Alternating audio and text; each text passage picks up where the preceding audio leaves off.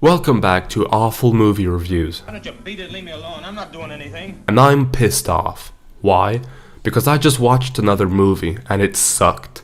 This is the first time that I'm talking about a crime movie on this channel, and it's called Jailbait.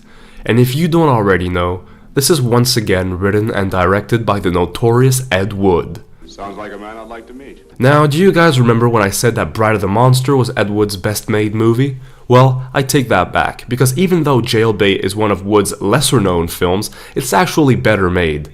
Even though it had a much smaller budget, there aren't as many silly bloopers that can be found in like Bride of the Monster or Plan 9 from Outer Space. But does it mean that it's any better? No, it isn't. Wood this time abandoned science fiction and horror, and instead, the film is a failed attempt to the film noir genre. It features detectives, criminals, a gloomy atmosphere, but lacks all the rest, like the complexity of a film noir story, and lacks suspense as well. It tells the tale of a son of a wealthy plastic surgeon who gets mixed up with a mobster named Vic Bracey.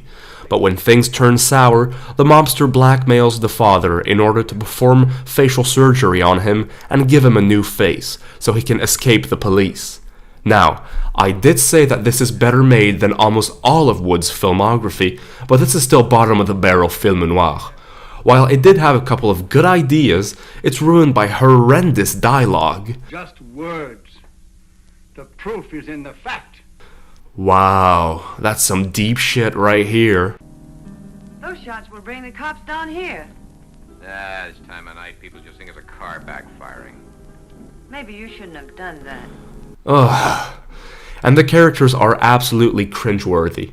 The son of the wealthy doctor acts like a spoiled and whiny baby who constantly complains.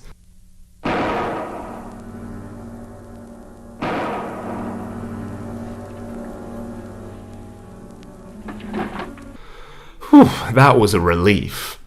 The plastic surgeon himself is just ridiculous. He's got a delinquent son who has already been arrested for carrying an illegal firearm, but he treats it like it's nothing serious, kind of like if it was just some sort of teenage rebellion. The inspector thinks that Don is headed for serious trouble. But don't worry about that, because it'll all straighten itself out nicely. Don isn't really a bad boy. A little wild, perhaps, yes. Vic Brady is a hardened criminal. Yes, I know. He'll be the one to lead Don into that serious trouble that Inspector Johns is talking about. Perhaps.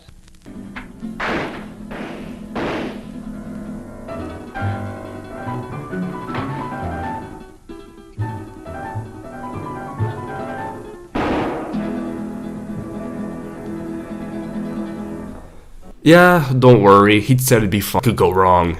I assure you that this character is so aggravating. And do you remember this theme song?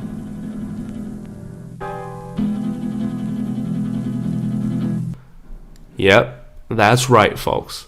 Wood recycled the music from Mesa of Lost Women, a picture that I hate so much, and put it into this. But except that here, the score is just in the background and isn't too loud. So yes, I never thought that I'd say such a thing, but the director of Mesa of Lost Women actually managed to do something worse than Ed Wood. Now that's not a flex, to say the least. I'd also like to know how did they manage to keep his dead body standing still for several days. I did like the idea that, in order to exact revenge on Vic Brady, the surgeon performs his operation to make him look like his dead son, who was wanted for murder. But then, it falls flat on its face again, with a stale little shootout, and there we have it. It's kind of like the movie didn't want to help itself.